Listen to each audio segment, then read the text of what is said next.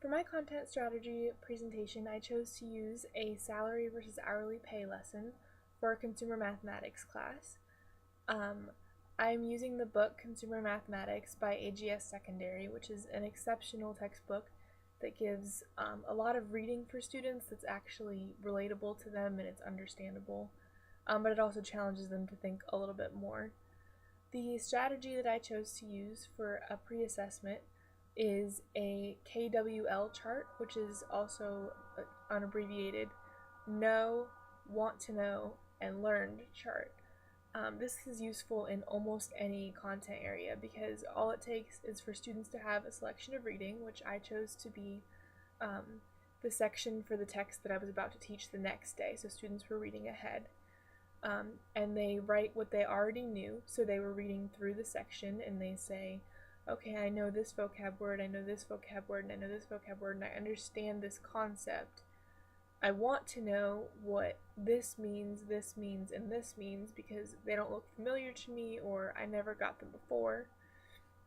And then learned would be at the end of the lesson, this is what I've learned based off of what I already knew and what I wanted to know. And, it helps students give an assessment of whether they actually learned what they should have learned or whether they should be studying more or asking for more help. As you can see, that's a very generic way of looking at it that can be used. I can't think of a content area where it wouldn't work in some way.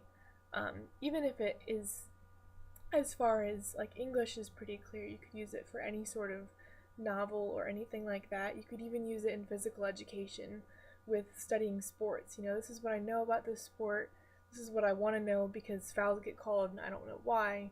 And this is what I've learned at the end of the day.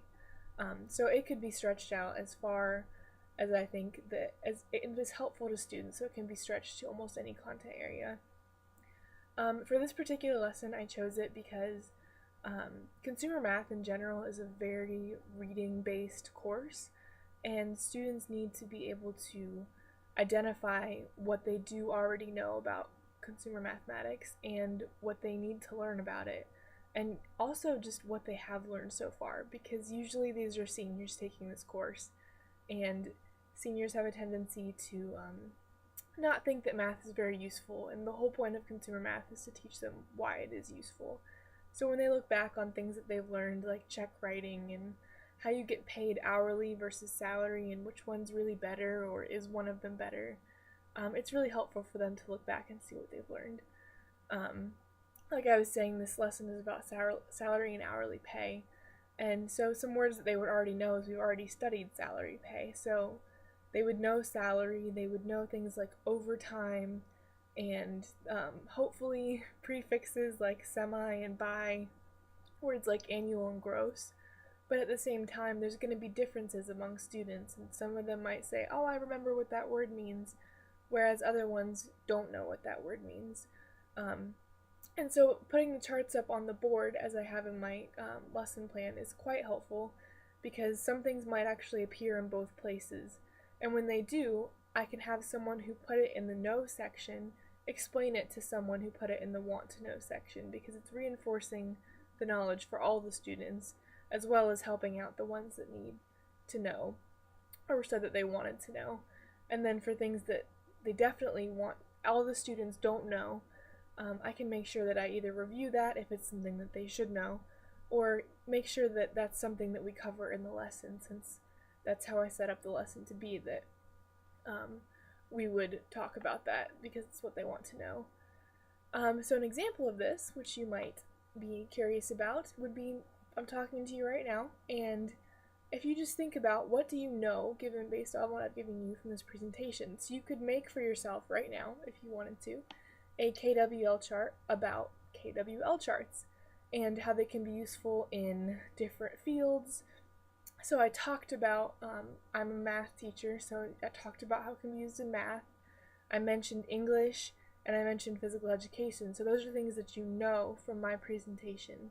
Maybe you want to know how it can be used in art, how it can be used in music, how it can be used in history, all sorts of things like that. Those could be in your want to know section. And whether I answer those questions or whether you look them up, they would then go in the learned column if you answer those questions. So hopefully you can see that it can be useful in so many different content areas, and that's kind of what I was hoping to show.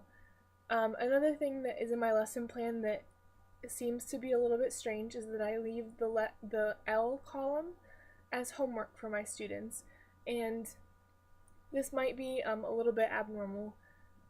Usually you would fill that out at the end of the period with the students, but just as a thought for you, is it more challenging for the students to try and think of what they learned on their own as opposed to me just telling them or another student telling them what they learned? I believe that the most beneficial way is for them to think, what did I learn? And have time to process that for as long as they need to. So that's why I leave the L column as homework. It takes them all of a minute and a half to fill out what they learned that day. Maybe 5 minutes, maybe 10. Even so, it's not a big chunk of their time, and it gives them a nice place to reflect. So I hope you enjoyed my content reading strategy.